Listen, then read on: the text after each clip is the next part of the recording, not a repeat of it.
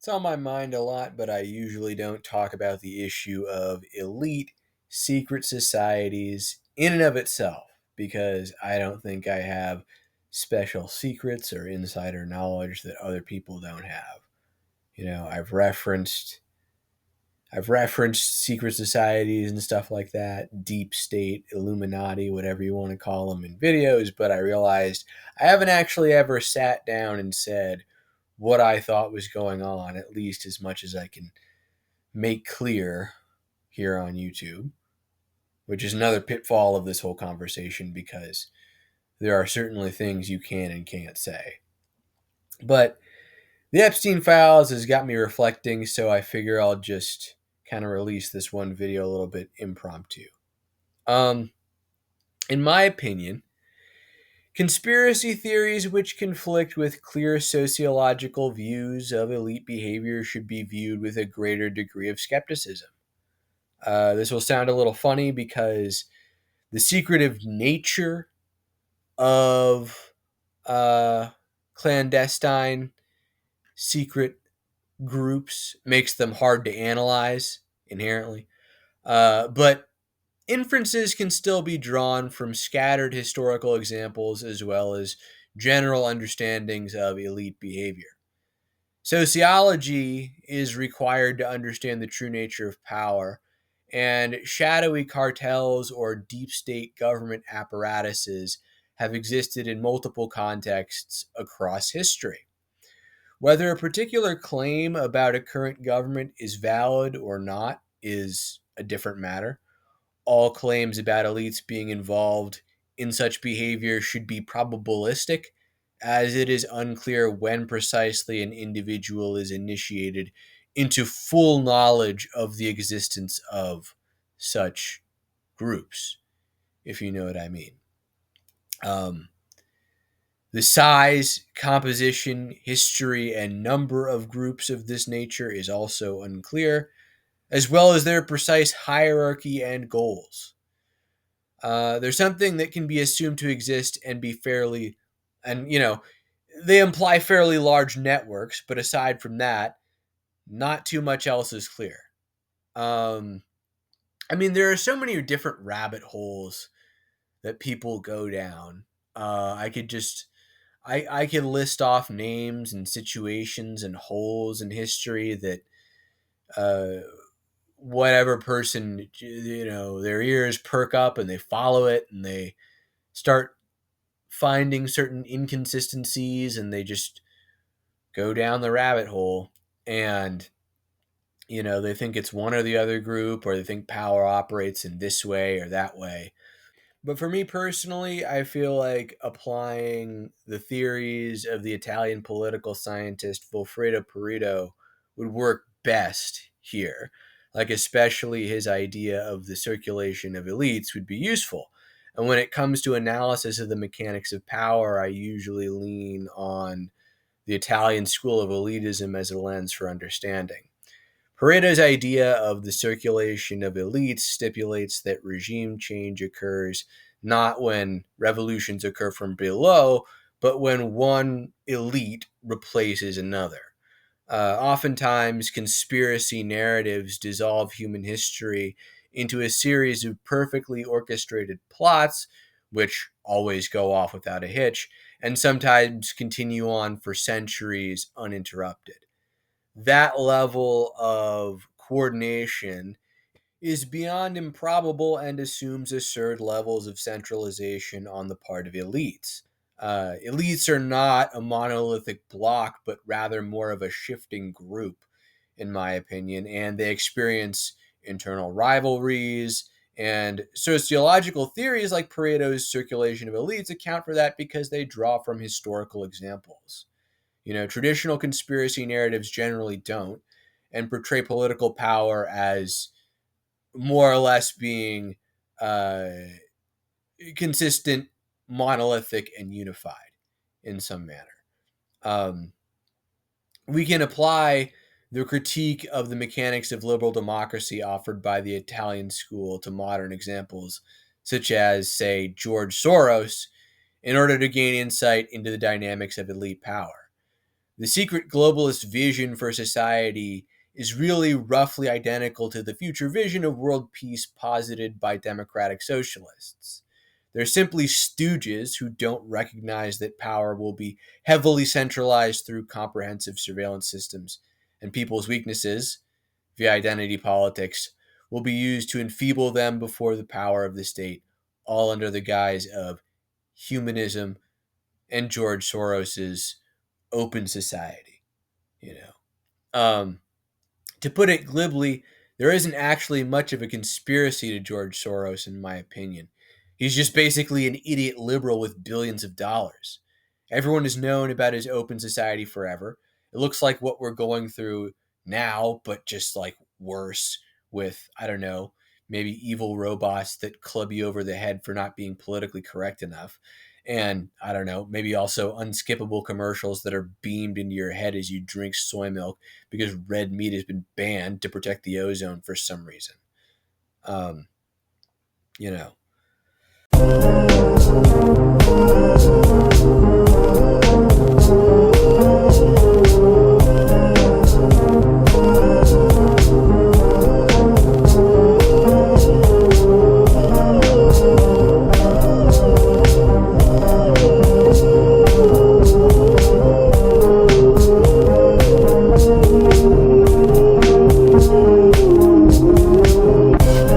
Anyway, all elite rule is partially rationalized by elites to themselves as being deserved on the basis that they possess greater competency, knowledge, and resources than the masses.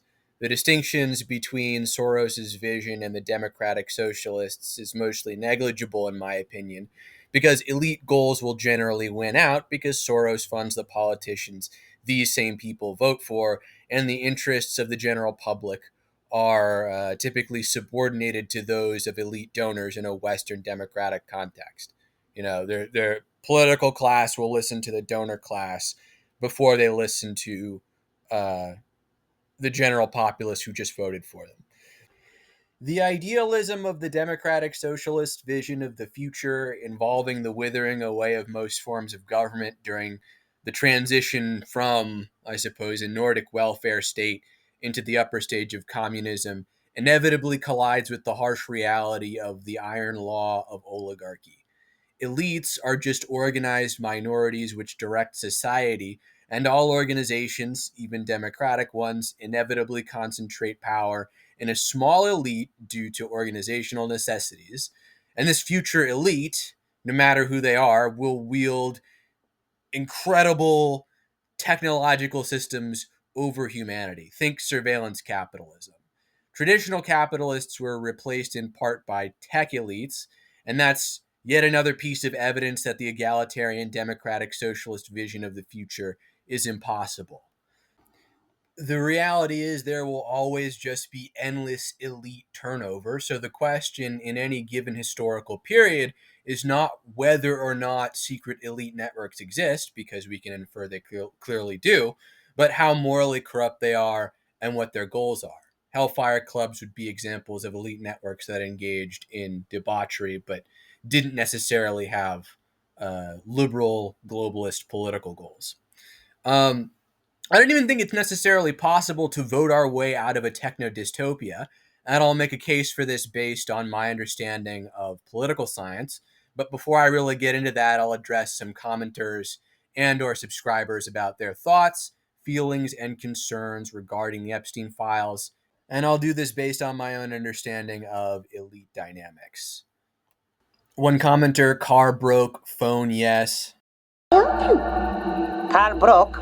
Phone? Yes? We ain't got a phone.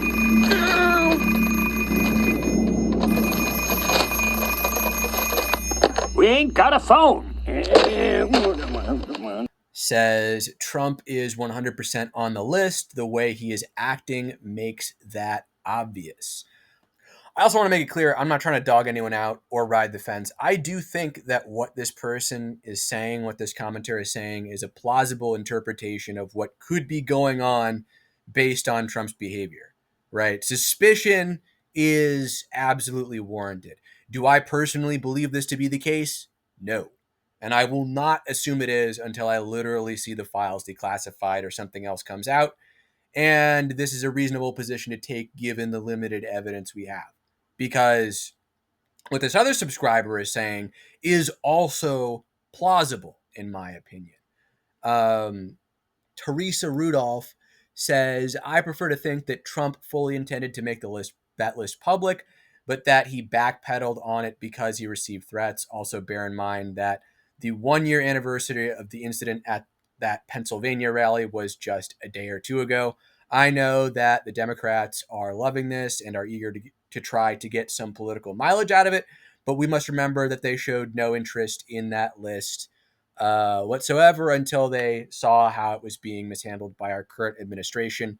And Democrats should remember that that list, if it were released in its entirety, would get at least as many of their own people in trouble as Republicans. And this is why I agree. They recently had some sort of push in Congress to declassify the files. Totally performative. Democrats are obviously not serious about uh, seeing them declassified.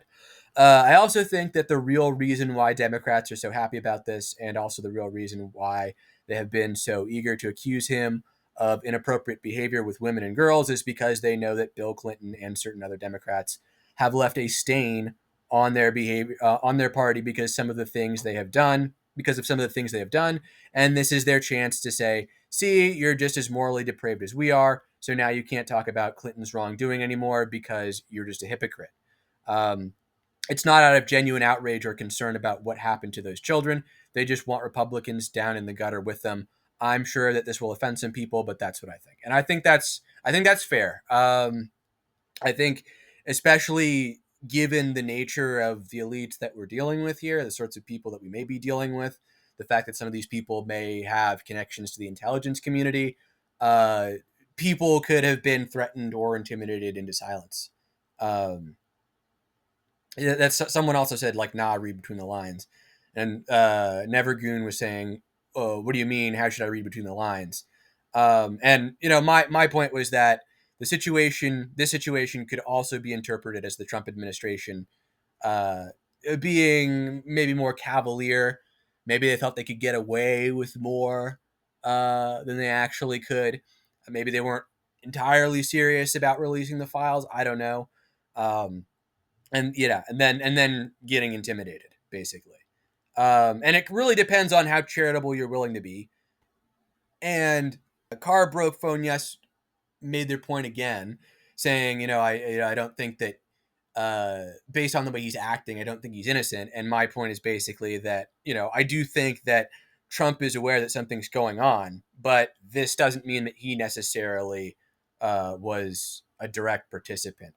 Um, and we don't know the finer details on, like if he's aware, like how aware, what his degree of complicity might be, if anything. Like, I think it's kind of an open secret that organizations like this exist, but his relationship to them, and I think it's obvious from his response that he's aware that they exist, and that he can't release this. But my point also is that I don't believe that Trump would run on this issue. He wouldn't associate himself so closely with this issue if there was a chance that he thought his name would get exposed.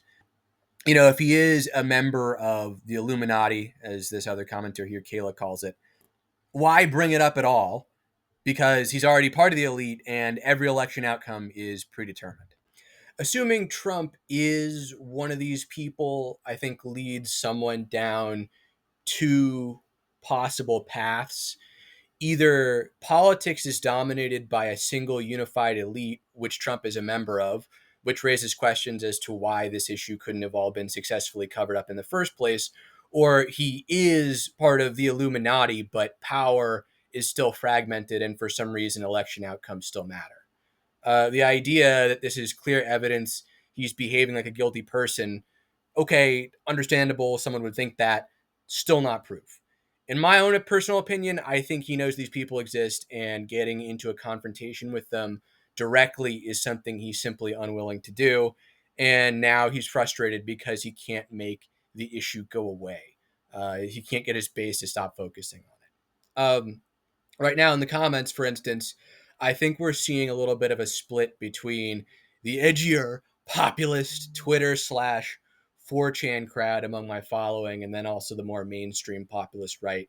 And regardless of how the situation develops or what may or may not be the case, I think the latter group will win out just numerically. Like, don't get me wrong, I think Trump's response to the situation is not good at all, but I think the topic may be overshadowed in the next 2 to 3 months in the news cycle at the latest. That's just my expectation, not a judgment, just what I'm anticipating. To bring this monologue back to elite secret societies specifically, now I'll talk about the juicy part, which is the cults they're probably a part of. We should discuss the intersection of elites and occultism. Now, historically, secret societies and elite networks have served as mechanisms for insurgent elites to challenge reigning dominant elites. During the early Enlightenment in Europe, as an example, there were many secret learned societies, and occultism was actually often a blend of hermetic spirituality, not sanctioned by the church, but then also illegal scientific inquiry, which produced hidden occult knowledge. While modern examples are harder to come by, I'm reminded of the one time Nixon was apparently recorded complaining about Bohemian Grove. There was a networking element to the group, is because it still exists, but Nixon's statements made it clear not only did he dislike certain elites that were there during their little Bohemian Grove festival, but he also wasn't already a member. He was recently invited, and he had no desire to continue being a member of the group. Um, I'll say that the historical record testifies to many among the elite being in various esoteric and occult traditions, all in different historical contexts. And as a psychological insight, it makes sense that people who come from highly ambitious, successful families would seek out strategies to gain or maintain power and family wealth. One of these ways may be alternative spiritualities. It's a little harder to delve into specifics about occult systems because many of their details are hyper-specific or contextual. But I'd say, generally speaking, Western notions of what Satanism, quote unquote, is overlap more or less with what's known as left hand path occultism. These systems tend to be highly individualistic and focused on attaining power through spiritual development and rituals.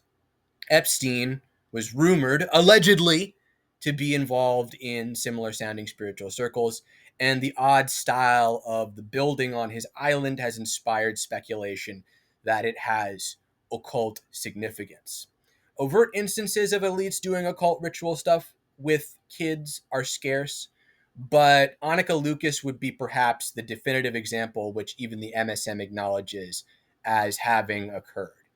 Her not everything she says is verified, but um, one of the people she knew who was involved in the abuse, this guy Mark Dutroux, like went to prison for it for a time. There was this whole scandal.